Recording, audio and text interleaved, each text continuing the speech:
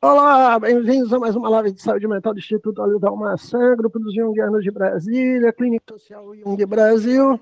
E o tema de hoje é um tema um pouco inusitado. Nós vamos falar de humor e liberdade de expressão, né? Falar do papel do humor na nossa vida, na sociedade, né? O que está acontecendo, que hoje está todo mundo tão sério, tão, né, de bazuca, todo mundo com cara feia, amarrado, enjoado, né? O que aconteceu que o brasileiro perdeu o bom humor, né?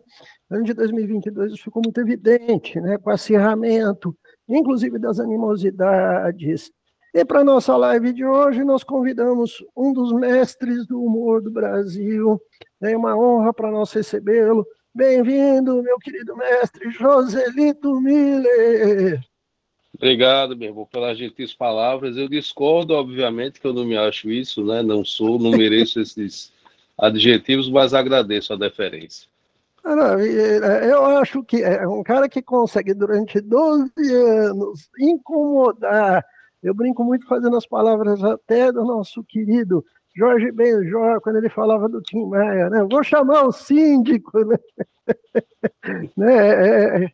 Eu brinco muito com isso. Acho que o humor é coisa séria, né? Não é qualquer um que tem esse senso de humor, esse senso crítico da sociedade. E com a gente está o nosso querido Léo Tondato. Olá, professor. Boa tarde a todos. Cheguei. Passou. Boa Maravilha. tarde, gente. Muito bom. Deixa eu começar já provocando o Zelito. Zelito, né? Eu acompanho já teu site, teu blog, agora no Instagram, tem mais de 12 anos que acompanho, quase que diariamente, toda vez que eu tenho um tempinho livre, morro de rir com as coisas que você faz, né? E eu fico brincando demais que na atualidade a impressão que eu tenho é que a piada já nasceu pronta, né? Porque a gente vê absurdo todos os dias, né? Eu acho que você tem um prato cheio, né? Eu acho que fica até a hora que deve ficar até difícil, né? Com o que eu não vou zoar hoje, né? Que, pai do céu, o que aconteceu que as pessoas perderam o senso do ridículo? Mas é verdade. Eu creio assim, as coisas começaram a desandar quando as pessoas começaram a levar a sério a opinião de gente doida. Isso aqui eu falo não é piada, não é exagero. Porque tem determinadas situações que a gente presencia e que a gente vê quase que cotidianamente, que se a gente transportasse ela para uma, 2 décadas atrás, não seria tomado como uma coisa séria. Então você vê, assim, as pessoas começaram a levar a sério opiniões que são completamente absurdas. Por isso que tem determinadas situações que parecem que são esquetes de humor. Quando o pessoal está falando e tal. Você vê, eu não assisto Big Brother, enfim, não tenho nada contra quem assiste, mas eu vi um dia desse numa rede social, não lembro se foi no Instagram, no Twitter, um sujeito que estava falando que não era correto você usar a expressão dar chute em cachorro morto, porque tinha muita violência contra animais, e que o mais correto seria bater em bêbado, usar essa expressão. Então você vê o sujeito, ele não sabe o que significa uma figura de linguagem. Ele acha que você utilizar uma figura de linguagem vai fazer com que aumente a violência contra animais. E se fosse, nesse caso, uma violência contra animal morto, não é uma violência contra o animal. É até uma figura atípica, né, para usar uma expressão do direito penal, porque não se aplicaria aí para o cachorro morto o crime de vilipêndio de cadáver, que só se aplica quando se trata de uma pessoa. Então, esse tipo de coisa, ele passou a ser tomado como uma coisa séria. As pessoas levam a sério esse tipo de posicionamento de um sujeito que se insurge contra uma figura de linguagem porque acha que ela vai contribuir para que se aumente uma violência contra animais e tal. E eu soube agora essa semana, inclusive, que esse sujeito ele foi expulso, né, do reality show porque assediou uma mulher e tal. Então, o que que acontece? As pessoas, elas começaram, e isso eu creio que as redes sociais potencializaram muito essa prática, as pessoas começaram a querer autoproclamar a sua virtude, que muitas vezes nem existe, e para que as pessoas se autoproclamem assim, extremamente virtuosas, elas precisam assumir determinadas bandeiras e tal, e que, se a gente for levar ao pé da letra, se a gente for observar direitinho, são coisas que são extremamente ridículas. É curioso dentro disso que você está falando, Joselito, porque a gente está vendo, né, o Brasil é o terceiro pior país em termos de saúde mental do planeta Terra, e é curioso que anos atrás, mais ou menos em 2018, 2019, saiu um estudo falando que o Brasil era o segundo país mais supersticioso do mundo. A gente vê os dados aí do nosso analfabetismo funcional. E é curioso que, para mim, tudo está andando junto.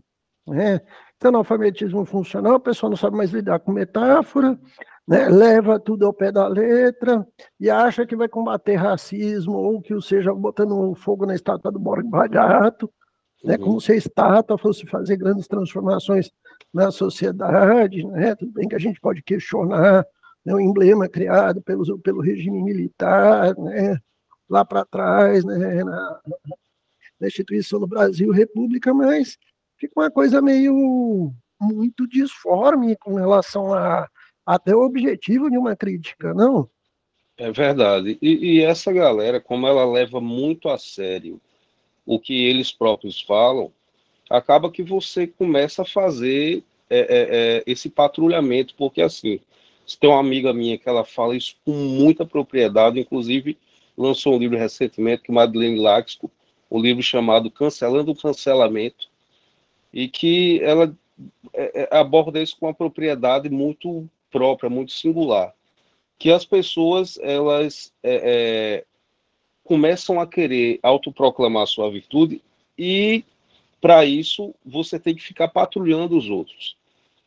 Eu não faço absolutamente nada, eu não saio, não tiro a minha bunda do sofá, eu fico em rede social postando e patrulhando os outros para dizer, olha, como o outro é sórdido e como eu sou uma pessoa do bem. Então, assim, começa que começou a ter assim, uma força muito grande em determinados segmentos, aquela máxima segundo a qual piadas matam. A piada não mata, ela não vai sair esfaqueando ou atirando em ninguém. Você pode, em muitos casos, questionar, né? Porque tem piadas que são de péssimo gosto, coisa e tal. Quando ela extrapola os limites da legalidade, que, por exemplo, eu não posso injuriar, difamar ou caluniar uma pessoa, né?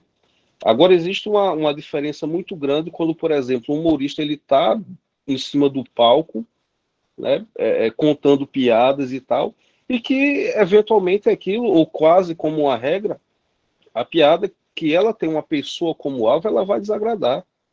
Você vai achar muito engraçado, o Dave Chappelle, ele fala isso, o humor, ele, como regra, ele é muito cruel.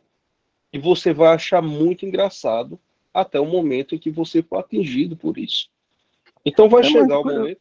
Eu sou um cara assim que eu não tenho frescura e tal, eu não me considero, né? Mas assim, tem piadas que, porra, isso é uma piada de extremo mau gosto. O que eu vou fazer diante disso? Eu não vou rir. Porque, agora sim, se você extrapola esse limite, que é um debate interessante e tal, mas eu creio assim, o limite, ele reside a partir do momento, ele fica ali delimitado, a partir do momento que você parte para o crime contra a honra de uma pessoa. E existem critérios legais que já são consolidados que dizem a partir de qual momento há um crime contra a honra. Primeiro que você tem que ter a vontade de cometer o crime contra a honra. Eu vou falar, olha, o Jorge é isso, é aquilo, outro e tal. Eu tenho que ter a intenção de macular a tua honra, de ofendê-lo. Se eu não tenho essa intenção, então não há crime. Se não há crime, e quando você acha a piada uma merda, você tem o seu direito de não achar engraçado e não rir. Agora, você querer cercear, querer proibir, querer ficar patrulhando, para dar a entender que você é uma pessoa extremamente do bem e que um sujeito, por meio de uma piada, vai cometer um genocídio, é um posicionamento que realmente extrapola todos os limites do bom senso. Mas aqui, Joselito, antes de eu passar aqui para o Léo também, que eu tenho uma questão para jogar para o Léo, para a gente ampliar até o nosso tema. É muito curioso isso, porque as regras de comunicação, as regras jurídicas são muito claras, né? Que você não tem que tomar cuidado com adjetivar, nomear, você trouxe isso muito bem, que tem a ver até com a ideia da gente discutir liberdade de expressão. Só que tem gente que resolve processar humorista por fazer humor, né? Ou se incomoda, né? Que depois até vou ilustrar mais isso, né? Você faz uma brincadeira, eu sou debochado também de vez em quando, e a pessoa, né, arrepia, às vezes sem motivo. Por quê? Você está falando até de uma situação que ela é típica da sociedade, né? E é muito curioso esse fenômeno de como tem gente que, mesmo sabendo que não vai ganhar o processo, resolve processar, né, Josilito? Acontece, né? Sim, muitas vezes para intimidar, né? E às vezes a pessoa ganha processos que são extremamente descabidos, né? Que eu não vou mencionar nenhum caso concreto, que assim de cabeça eu não lembro, mas tem uns que me chamaram a atenção, né? Embora eu não lembre com detalhes, mas que são coisas assim descabidas que o cara perde um processo humorista por coisas que são expressões que estavam marcadas pela sua liberdade, que está assegurada, né? Pelo menos em tese, nas leis, na Constituição brasileira. Você vê, teve um processo do Gentili que foi determinado o cumprimento da pena em regime fechado, salvo engano, para um crime contra a honra. Uma pena que era, obviamente, pela própria natureza do crime que foi imputado a ele, uma pena que não ultrapassava 4 anos de reclusão. Uma pena que não ultrapassa 4 anos de reclusão. Se não tem violência contra a pessoa, grave ameaça, ela é convertida em pena restritiva de direito. Você vai pagar algum valor, você vai prestar serviço comunitário, que não tem condição de pagar e coisa e tal. E nesse caso, eu lembro que me chamou a atenção porque foi determinado, depois foi reformada essa sentença, mas foi determinado o início do cumprimento de pena em regime fechado. Salvo engano, era o semiaberto, enfim, mas era uma coisa que era totalmente descabida. Então, ninguém está a salvo disso, porque existe uma predisposição também de parte do Poder Judiciário de querer se arvorar a condição de justiceiro. E isso aqui, só abrindo um parênteses, eu acho que ficou muito evidente durante o período da Lava Jato, que eu sempre fui muito crítico, não por ter nenhuma simpatia com quem estava sendo processado lá, pelo contrário, eu quero que o político se foda, todo ele, sem exceção, certo? Tanto que o pessoal fica às vezes questionando, mas porra, tu fala mal. Meu irmão, eu não sou assessor de imprensa, eu quero que esses caras tomem no cu, mas só esse parênteses, durante a Lava Jato tinha muito esse negócio de um juiz ser um justiceiro, que ele vai fazer justiça e tal. E esse não é a função, essa não é a função do juiz. Ele tem que julgar e fazer cumprir a lei. Então, ninguém está livre disso, de você eventualmente ser processado por uma piada de mau ou de bom gosto que você conte e você sofrer ali uma sanção, né? Existe essa possibilidade, existe em vários casos práticos que já demonstraram essa possibilidade aqui no Brasil, infelizmente. Maravilha. Léo, é curioso que se a gente fosse repassar na televisão hoje, né, programas tipo Os Trapalhões, TV Pirata, eu queria ver no ar a TV Pirata, né, dos anos 80, porque era um humor extremamente escrachado, eles não perdoavam nada nem ninguém, tiravam onda de tudo. Só que a gente entrou num cenário, até estava assistindo esses dias um documentário sobre a Circo Editorial, né, que pegava aquela turma dos cartunistas do Brasil, Angeli, Laerte, Glauco, né, eles falando que hoje metade do que eles fizeram nos anos 80 seria totalmente inviável, né? E ao mesmo tempo, Léo, né, é muito curioso que o Brasil é o quinto maior país do mundo em casos de depressão. E a gente sabe muito bem, né, que a pessoa com depressão ela não vai rir de nada. Ela vai estar lá dentro do lugarzinho dela, do mau humor, da rabugice, do não acho nada, né? É reflexo uma coisa da outra. A gente perdeu o humor na sociedade, Léo. O que é que você tem visto no seu consultório com os seus alunos? Né? Tá tudo ligado. Tá tudo ligado. Eu vou processar vocês dois e acabou a live. Pronto.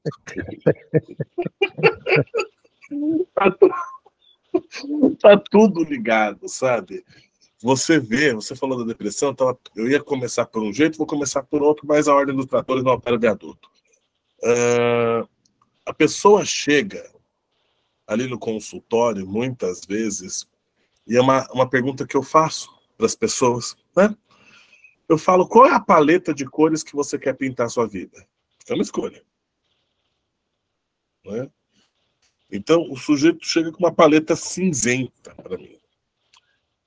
Então, às vezes, você tem que soltar uma piadinha ali, né? Você sempre quebrar um pouco, né? Gelo e tal. E a pessoa tá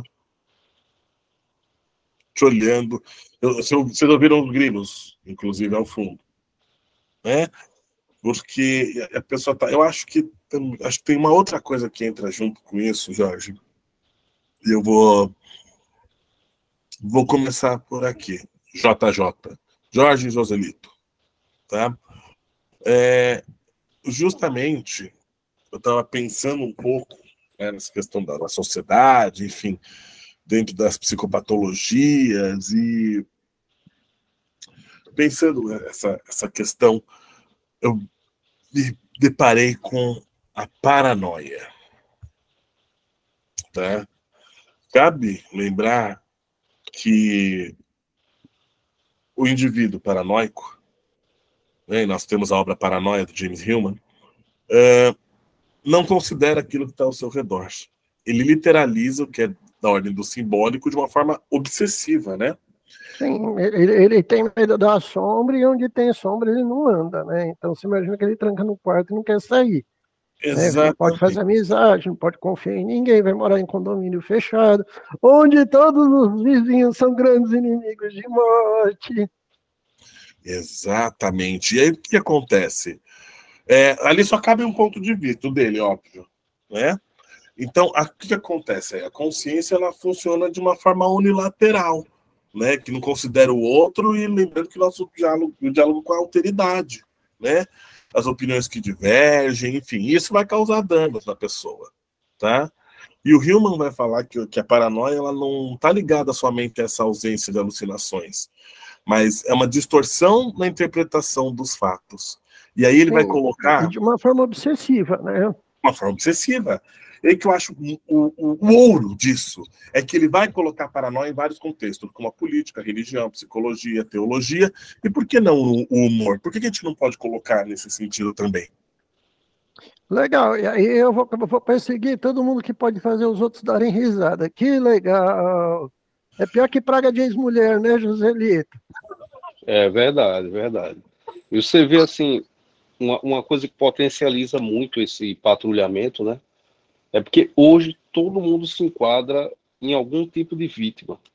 Você pode ser vítima de qualquer... Né?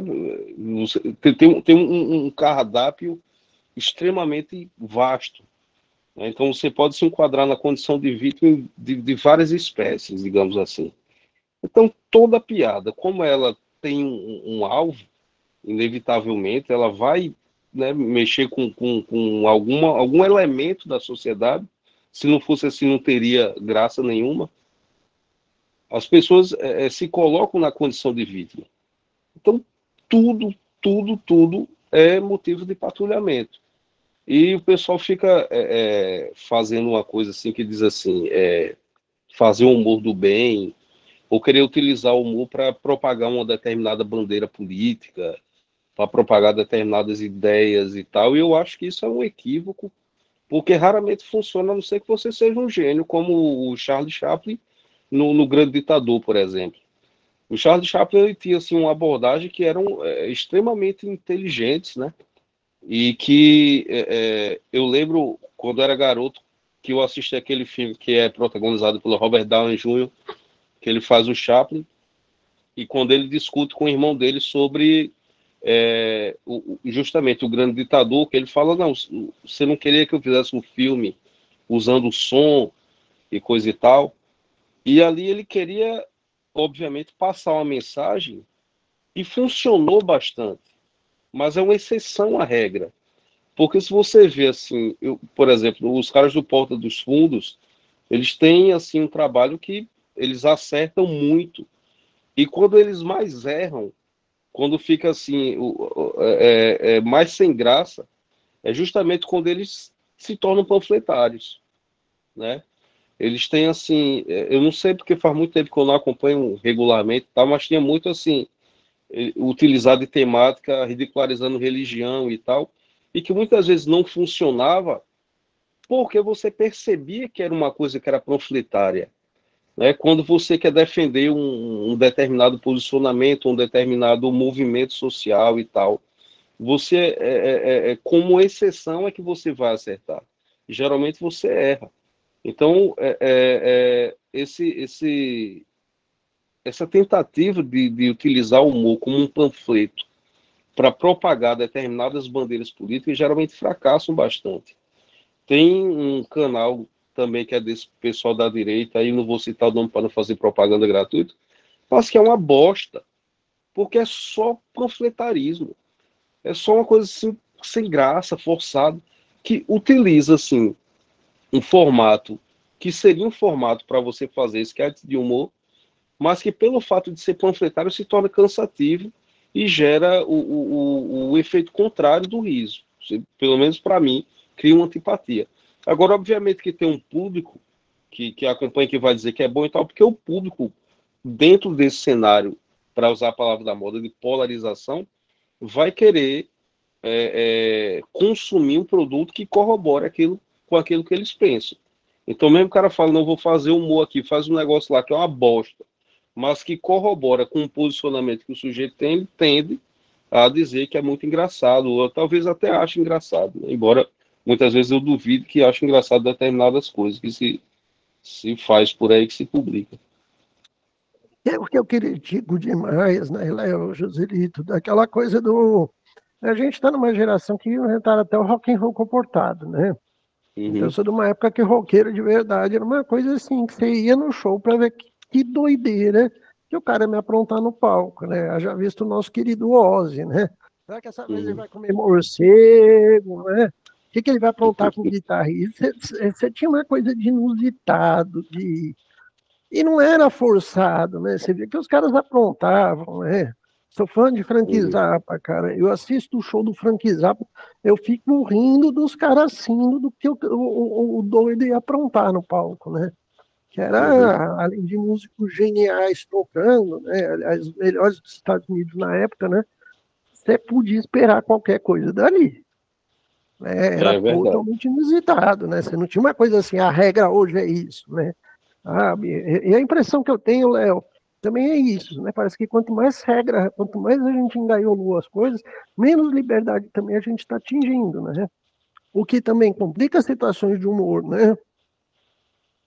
Muito, muito. Eu estava pensando justamente essa questão de entender as metáforas e as questões simbólicas como fatos literais. Então, essa paranoia ela seria uma patologia do significado, de não distinguir a fantasia da realidade. É curioso que hoje em dia eu vi uma professora declarando guerra contra Nelson Rodrigues. E aí eu fui tentar conversar com ela, falei, isso aqui era, o nome dessa produção é Comédia, grife-se o Comédia do Absurdo, né, junto com o Camus, os dois foram dois protagonistas até da filosofia do absurdo, né? Não, porque...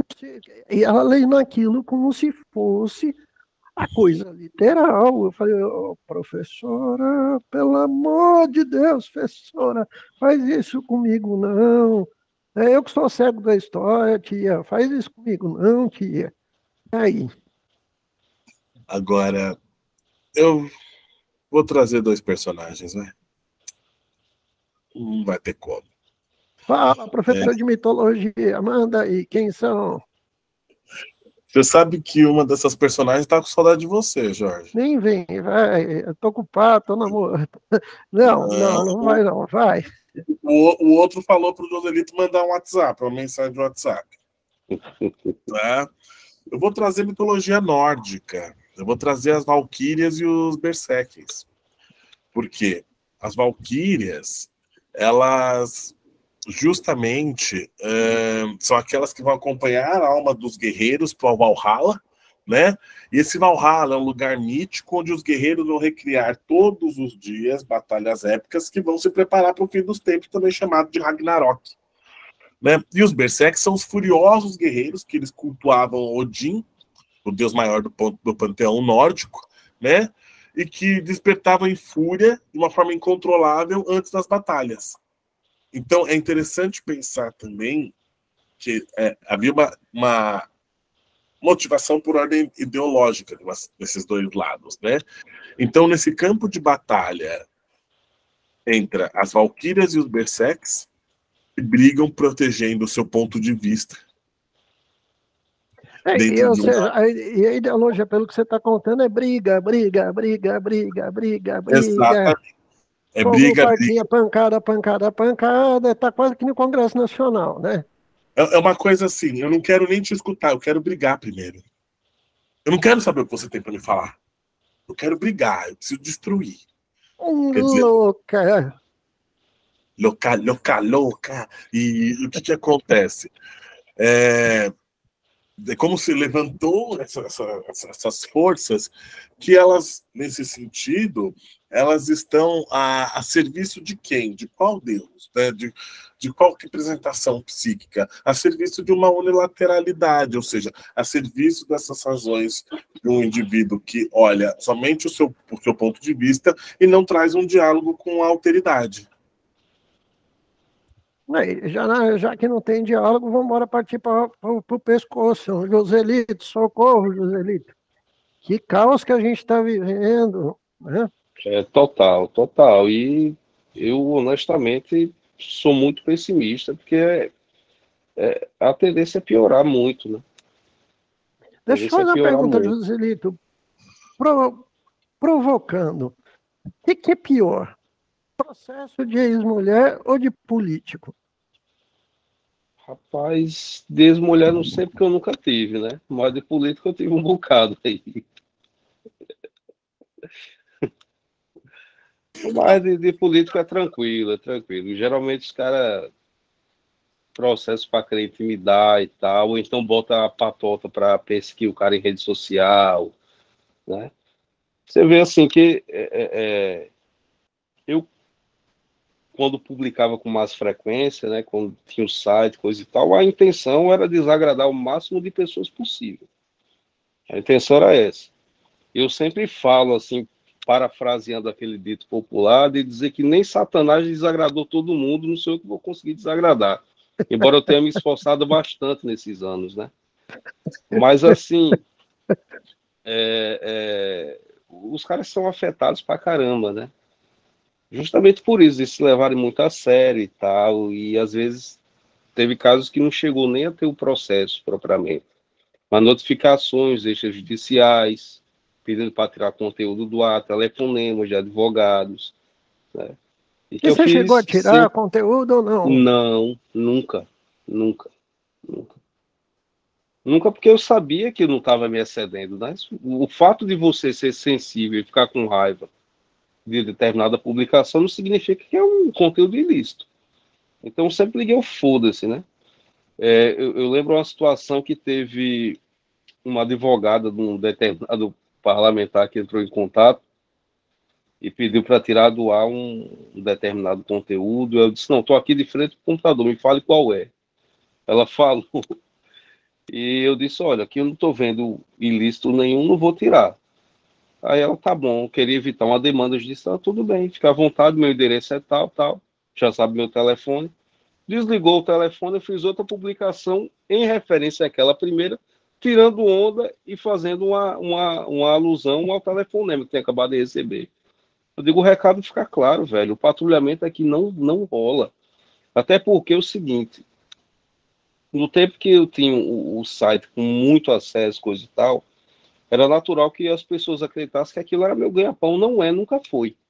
Embora durante um determinado período monetizasse bem pra caramba, coisa e tal. Só que eu deixei de produzir conteúdo com mais frequência quando começou esse patrulhamento, porque é o seguinte,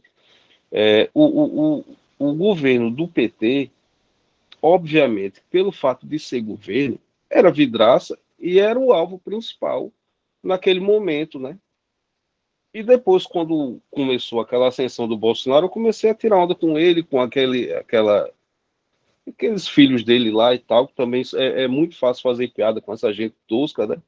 Aquela galera que ficava ali gravitando em torno dele, coisa e tal, e desses fanáticos que ficavam na rua até um dia desse na frente de quartéis.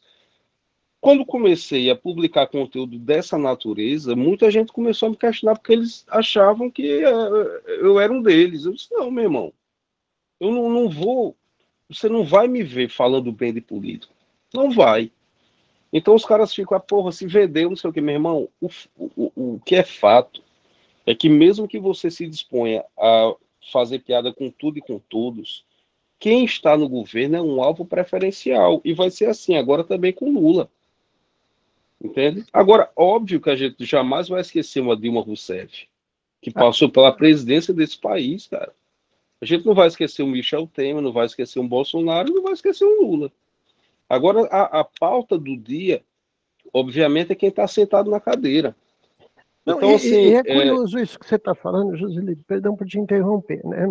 Eu não esqueço quando era o Chico Caruso que fazia os cartoons, né? Uhum. Quando o Fernando Henrique Cardoso terminou o mandato, ele fez uma exposição dos cartoons do Caruso lá no Palácio do Planalto. Uhum. Eu acho que quem está no poder tem que ter essa visão de, gente, olha, eu estou no cargo máximo do país, né? Quantas vezes eu não vi alguns políticos um pouco mais bem instruídos, não bater de frente. Fernando Henrique Cardoso foi um exemplo com relação a isso, né? Uhum. Tanto é que na minha história, estou com 54 anos, né? Léo, você não sei se pegou, o político mais avacalhado no território nacional, você sabe quem foi, Léo? Fale, eu tô com 12. Você sabe quem foi, Joselito? O mais avacalhado? Sim, de todos, assim, de longe. Não sei. Itamar A concorrência é dura. Itamar Franco, cara. O Itamar, eu tô para ver alguém que. Cara, ele. Acho que era o jeito dele, aquele jeito meio mineiro de ser.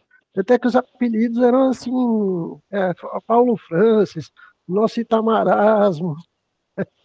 Até o Paulo Francis. Né? Cara, todo dia era piada de manhã, de tarde, de noite, né? E nunca Eu vinha apelar. lembro do Itamar do Cacete Planeta, que Sim. era barrado na porta do palácio. E às vezes estava dentro do palácio, eu olhava para um lado, para o outro, não sabia o que fazer. Não tinha nada para fazer. Era muito bacana. Todo mundo tirou onda com o Itamar e eu nunca vi ele apelar. E de repente a gente está numa cultura de mimimi, de apelação, de não pode. Que coisa chata, né? E às vezes até o pessoal mesmo, assim, o pessoal acha que é uma coisa tão inviolável, né? Um cidadão comum, muitas vezes, simpatiza com o político A ou B e acha que é uma figura inviolável, que você não pode falar absolutamente nada.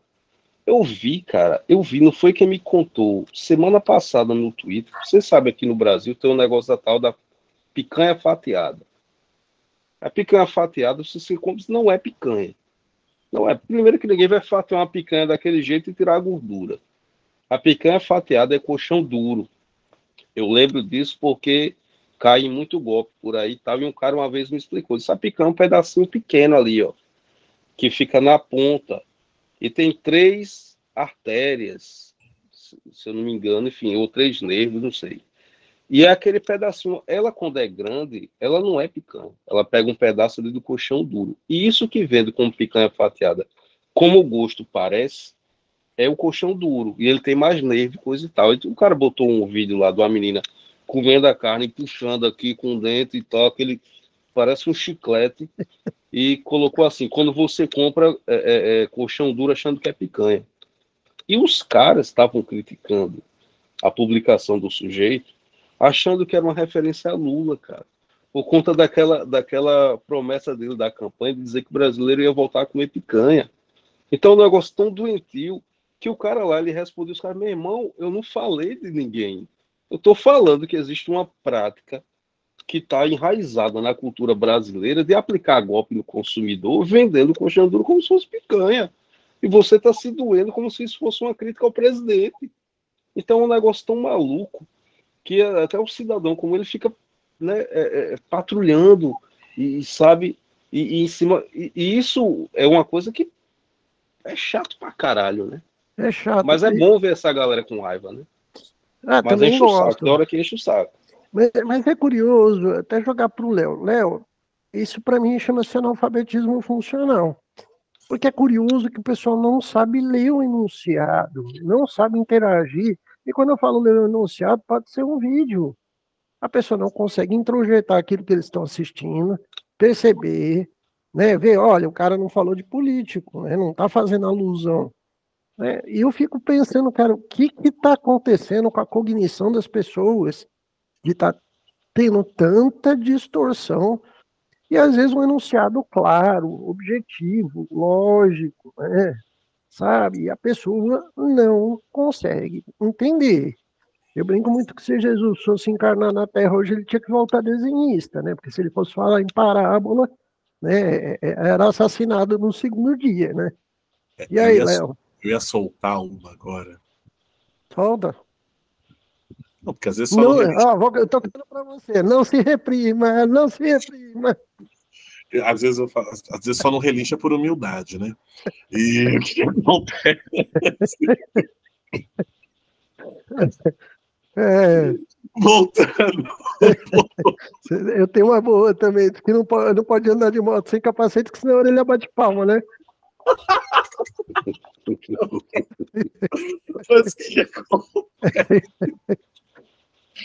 Eu perdi até o prumo depois dessa. Eu ia falar que justamente, olha aí a questão da simbologia. O cidadão não consegue simbolizar a coisa, dar uma metaforizada ali e rir, né? Eu vou trazer uma outra personagem, Jorge, que ela falou que você não respondeu ela no WhatsApp, viu? Ó, tá? As nossas musas da mitologia grega. Olha, dependendo da música, a gente tá aí, só fala para que eu falo. Oi, sexta-noite, estamos aí. Que música que é? Que música vou trazer a Thalia, que é justamente a musa da comédia. E olha que interessante, se você for olhar dentro do nome, né, o significado do nome, a musa que traz a comédia, o significado do nome dela é a que faz brotar flores. O que nos leva a uma perspectiva de que eu pessoalmente acho que a ironia não, a ironia acho que é uma coisa corrosiva, mas o humor, ele tem uma coisa de suavizar, que você brota, tem muita gente que faz humor da própria dor, né? Lembrando que há uma musa da tragédia, tá?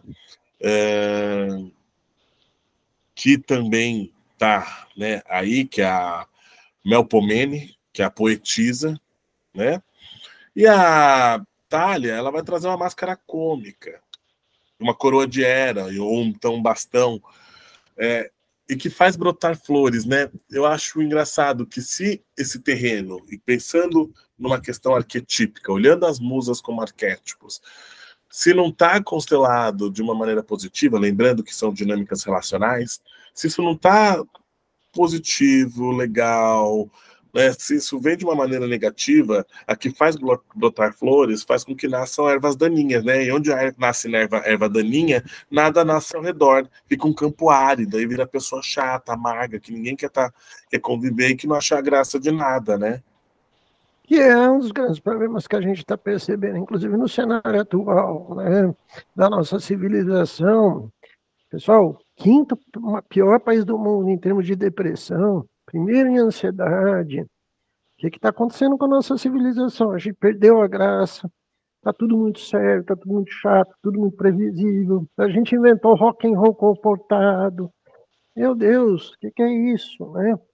Eu, particularmente, como profissional de saúde, né, aqui, né, nesse espaço, até questionando as vivências que a gente está tendo na sociedade, é assustador o que a gente está vivendo. Não é à toa que a gente está vendo tantos casos de tentativa de suicídio, pessoas totalmente fora da realidade, né? pedindo intervenção militar alienígena. Joselito, me ajuda, que o cenário tá difícil. Ave Maria. É assustador, né? Eu, assim, tenho a impressão que muito disso se deve ao fato do sujeito perder a capacidade de rir de si próprio. Sim. Porque se o sujeito ele analisasse um pouco, parasse para refletir com honestidade e não perdesse essa capacidade de rir de si próprio, em algum momento chegaria à conclusão de quão ridículo é determinadas coisas praticadas por ele próprio. E eu acho isso curioso, Joselito. Eu tento manter esse humor, sou deficiente visual, vinha fazendo piada, faz tempo que eu não te vejo, né?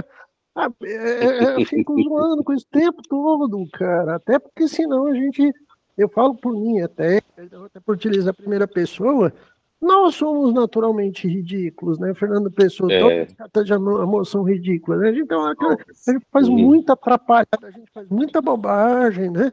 Muita. Pode rir da E assim, um dos passatempos preferidos que eu tenho, quando eu tô com meus amigos, né, com meus filhos, é contar histórias antigas que eu vivenciei. As presepadas. É muito bom. É muito bom você rir, né, das coisas que aconteceram. Você vê, eu ontem mesmo estava lembrando de uma situação que o pessoal aqui onde eu moro estava tomando uma cervejinha, coisa e tal, fazendo um churrasquinho. E tem uma criança aqui que ela gosta muito de um rapaz que mora aqui. E tem uma vizinha que ela fica brincando com a menina, dizendo, não, ele é meu. Aí a criança fica, né, não, é meu, não sei o que e tal. Eu disse, rapaz, eu estava lembrando de uma situação, esse negócio de dizer que é meu, é meu. Eu fui dançar quadrilha quando era garoto, e o coordenador da quadrilha lá me deu um par, né, a menina veio dançar comigo, ficou dançando e tal, e faltou 2 dias. Nesses 2 dias, o coordenador chamou outra menina para ser meu par. Lá na frente vieram as duas, né, no outro dia. E elas começaram a discutir. Dizendo, ele é meu par, não, mas eu estava primeiro, não, mas você faltou, eu peguei, não sei o quê. Chegou um momento que uma falou assim, olha, pode ficar, não faço questão, não, fico com essa bosta para você. Sabe? E assim, eu contando isso. Eu tenho um filho que recentemente fez 10 anos de idade, eu contei, olha, eu tenho a tua idade quando isso aconteceu comigo. Então, é muito divertido você ficar lembrando dessas coisas, né? Você ficar falando, então você tem que saber rir de si próprio, né? É muito engraçado isso. Até porque faz muito bem para o espírito. Faz muito bem para o espírito, e a gente ter uma alma mais leve, uma vivência mais leve, é questão de saúde mental. A gente não está discutindo aqui humor à toa, sabe? Uhum. Se a gente não tornar a nossa vida mais leve e mais suave, você acaba enlouquecendo, levando a sociedade e a vida a sério, né, Léo? Tá? Tanto é que nesses 35 anos atendendo diariamente pessoas com depressão, desde o primeiro paciente, eu achava estranho, por que essa pessoa não está rindo? Cadê a alegria de viver? Cadê a graça de viver? Eu não esqueço uma das primeiras pacientes que eu tive, lá na Beneficência Portuguesa. Ela me chamou de canto, era uma senhora, eu estava fazendo trabalho, a parte da psicologia hospitalar, ela falou, vem cá, meu filho. Eu com 20 anos de idade, ela pegou na minha mão, promete para mim uma coisa, eu queria ter uma segunda chance de vida. Eu estou morrendo de câncer porque eu não dei risada na vida. Não é tão sorriso tão bonito, promete para mim que você vai rir na vida e não vai ser chata que nem eu fui. Pesado. Aquilo me impactou de um tanto que eu falei, cara, o que essa pessoa está me falando? E fui para casa pensando, até hoje eu penso naquilo, né? Você vê onde é que a pessoa foi parar e revendo a vida dela, né? Pô, eu não vivi. Eu fui rabugenta com todo mundo, eu briguei com todo mundo, eu fui chata. Eu reclamava dos meninos fazendo festa lá na parte de baixo do prédio. Que era alegria demais para mim. Mas cadê a alegria? Seca. Hã? Aí vira seca. Você sabe que eu brinco, eu falo que todo mundo tem uma tia velha que ficou solteirona que no Natal pergunta, fala que você engordou 5 quilos e fala quando você vai casar. Essa tia é quase arquetípica, sabe? Mas é a pessoa vai ficando amarga. Eu viro e mexo e tiro sarro de mim. Gente, eu faço cada presepada.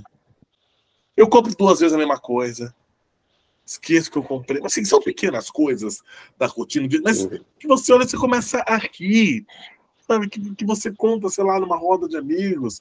E fica engraçado. Eu tenho um monte de histórias, assim, que eu acho que elas dão suavidade, né? Porque você levar tudo a sério o tempo todo, será que não é você estar num lado negativo do Sênex? Quer dizer, daí nada fica com graça, tudo, sabe, fica parecendo uma ameixa seca. É tudo... Exato, né? E o tanto que a gente faz presepada. A minha última foi estar perto da. Estava com uma turma também de amigos, Joselito, né? Eu sou cego, não enxergo. E aí, os 2 amigos que eu estava perto, tava os 2 amigos e a namorada de um deles. Os 2 afastaram, a menina ficou perto de mim. Achei, tô sozinho aqui, não tem ninguém perto, vou peidar. Aí só terminou e falou, tô aqui. Sabe, cara, a vida é assim, a gente, né? Mas e aí? Não, ela Depois do morreu peido, de ela rir, falou. ela morreu de rir e saiu de perto. Mas o que Ela morreu de rir porque senão ela ia morrer inalando. Exato. Mas é curioso essas coisas, que se a gente fica muito do orgulho da vaidade, é um caminho de se dar muita importância também onde não existe, né? Eu vejo que o ser humano fica muito sério quando ele cai muito nesse processo de vaidade, né? Nessa coisa de eu sou importante, como eu sou legal, como eu sou gostoso. E não, né? Que é quando a gente vê também aquela moça que está de salto alto, jurando que é a mais bonita da festa, tropeçando e levando aquele tombo que mata a festa inteira de rir, né? Uhum. É verdade, meu amigo, é verdade. Eu acho, assim, atualmente, se fazer humor, cara, é um desafio muito grande, sabe? Eu vejo, tem um amigo meu que ele estreou recentemente no stand-up, lá em João Pessoa, da capital da Paraíba e tal. Esse rapaz é uma coragem, né? Você enfrentar, assim, a plateia e coisa e tal. E determinados temas que você aborda, você vai ter problemas, você vai estar pisando em ovos e tal. Isso se você levar em consideração essa parcela do público que realmente fica querendo sinalizar determinadas qualidades, apontando onde o outro ele eventualmente está errado e coisa e tal. É muito assim um terreno muito espinhoso, sabe? Eles Mas eu fazem acho humor atualmente. curioso, porque de uma certa forma, como tudo na arte, tudo na vida, eu vejo que tem uma galera fazendo resistência, né? Você citou até a turma do Porta dos Fundos, essa turma do stand-up, né? De uma certa forma também sempre tem, aparece alguém aí falando, ó, vou seguir essa regra não, vambora, né? Inclusive eu Uhum. te vejo como sendo uma resistência dessas, né, Joselito? Quantos anos você está aí fazendo humor? Eu tava Tem, contando aqui que eu te acompanho tem uns 12 já. tem por aí. Mas assim, no meu caso, eu vejo assim como uma situação tanto quanto mais confortável, porque eu não vivo disso. Então, se me cancelarem, foda-se. Às vezes o pessoal diz, eu tô saindo, não vou mais lhe seguir. Beleza, irmão. Vá lá, tchau. Vá com Deus. Se quiser voltar, volte. A porta está aberta, tanto para sair como para retornar, não tem isso. Eu não dependo disso para viver. Mas, assim, se eu dependesse, estava fodido.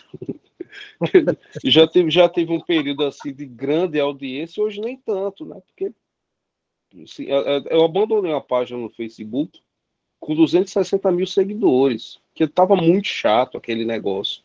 Qualquer coisa que se falava, sabe, essa encheção de saco, essa empulhação, eu disse, meu irmão, eu não vou perder meu tempo, porque eu vi que estava me fazendo mal.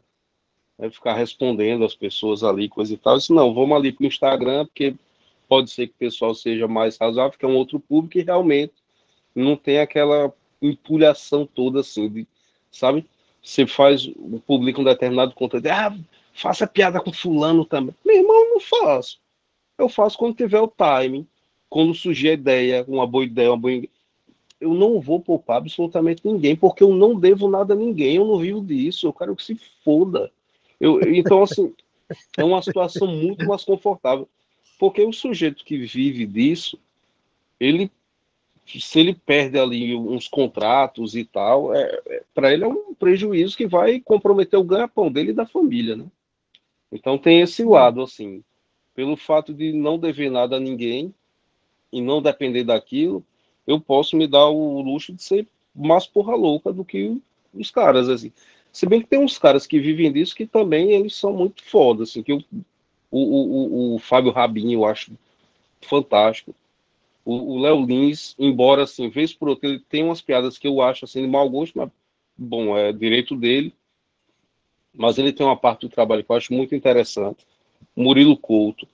Eu vi recentemente, pessoalmente, o show do Hélio de la Penha, Preto de Neve, e achei, assim, muito bom mesmo, assim, sabe? E tem uns caras aqui do circuito local do Nordeste que são os caras que fazem um trabalho muito bacana, muito interessante, que você vê que os caras não se rendem à patrulha, né? E isso eu acho uma coisa muito louvável, sabe? Quem que Muito você está louvável. vendo de interessante aí do Nordeste? Aliás, o Nordeste sempre foi um celeiro de grandes humoristas, né? Tanto é que quando eu estive lá em Fortaleza, né, nas minhas andanças de músico, né, eu fui Uhum. entender o que que era Fortaleza na produção de músicos. Um amigo meu falou: vou te levar num lugar que é a sua cara. Aí a gente rodou, né? Tava tocando com a Simone até nessa altura, né? Chegamos num boteco, Léo, era de esquina, Clube do Corno. Rapaz, eu dei risada a tarde inteira. Eu falei, cara, como é que tem um lugar que junta tudo quanto é debochado do Brasil, né? Junto ali. Junta ali. O pessoal No passando de Ceará é moto, referência mesmo. sabe? O Os caras pessoal são. passando de moto ali na porta buzinando, eu tô indo lá. E o cara gritando de carro, deixa aí. Ó, tem cerveja gelada no freezer. Uns 30, 40 debochados, tudo junto. Eu falei, cara, onde é que eu tô? Que paraíso é esse, né? Eu dei risada a tarde toda, né? O cearense, assim, no geral, é engraçado pra caramba. Os caras são muito engraçados, assim. E tirando onda um com o outro ali, Tira onda, brincando. exato. E tem uns caras bacanas. Eu acho que é na Praia do Futuro, que tem um clube, um bar lá, que sempre tem essa apresentação. Aqui em Natal tem um que é bem tradicional, que fica lá na Praia do Meio, né? Tem um dia da semana que tem a apresentação lá dos humoristas, que é esse humor mais assim, que lembra esse humor do pessoal lá do Ceará, que não é necessariamente o stand-up, né? Tem uma diferença, assim, que eu não vou saber conceituar do ponto de vista teórico aqui, mas é uma diferença, assim, né? A forma que ele se apresenta, tem uma indumentária própria, e o cara conta umas piadas, assim, que não é sobre... o stand-up, geralmente, ele conta as histórias que supostamente se passaram com ele, né? E tal. Então, tem um clube de comédia, né, que foi aberto recentemente aqui. Foi lá que eu vi o show do Hélio de la Penha. Foi muito bom. E tem uns caras aqui da cena local que estão fazendo um trabalho bacana. Em João Pessoa tem um bar de comédia também que abriu, não sei, eu conheci recentemente, não sei quanto tempo está lá. E vi lá uns caras que são muito bons. É legal ver isso, né? Ó, 4 minutos, Jorge. Eu tô tão aqui, tão envolto na nossa conversa que eu nem tô vendo passar. Maravilha. Né, eu vou pedir para vocês, para a gente poder encerrar no horário correto, né? Nossas lives sempre duram 1 hora. Né? Passar a palavra final para vocês, para as nossas considerações finais. Né? E agradecer, né? Foi muito gostoso. Que nem o Léo falou, o tempo passou voando. Bom, sempre agradecer, gente, é um prazer. Vou só trazer rapidinho essa questão da unilateralidade, uns versos da obra Ódio Marcial, Álvaro de Campos, herônimo do Fernando Pessoa. Mandei capitão fuzilar os camponeses trêmulos, deixei violar as filhas de todos os pais atados a árvores. Agora vi que foi dentro do meu coração que tudo isso se passou. E tudo escalda e sufoca, e eu não posso mexer sem que tudo seja o mesmo. Deus, tenha piedade de mim, que eu não tive a ninguém. Obrigado, pessoal. Muito É por bom. aí. Pessoal, muito bacana. Quero agradecer o espaço aqui, muito legal a conversa, certo? Espero que tenha sido proveitoso aí para o pessoal que está assistindo. E estamos aí. Já sabe o meu contato, qualquer coisa, estamos aí para a gente bater um papo aí. Obrigado pelo convite. Maravilha, agradecer ao nosso mestre do humor, Joselito Miller, né, que acompanha tem 12 anos. E quero falar claramente para todo mundo que está assistindo. Por favor, às vezes tenha crítica, mas tenha tolerância ao próximo. Traga alegria para a sua vida, traga risada, bom humor. Que eu acho que a vida é curta demais para a gente levar qualquer coisa a sério. Então, vamos trazer alegria para o nosso coração, dar risada juntos, porque do jeito que a vida está, se a gente não tornar a nossa existência mais leve, a saúde mental vai embora. Então, é isso aí, gente. Até a próxima live. Muito obrigado a todos. Obrigado, Joselito. Obrigado, Léo. Tamo junto. Prazer estar com vocês.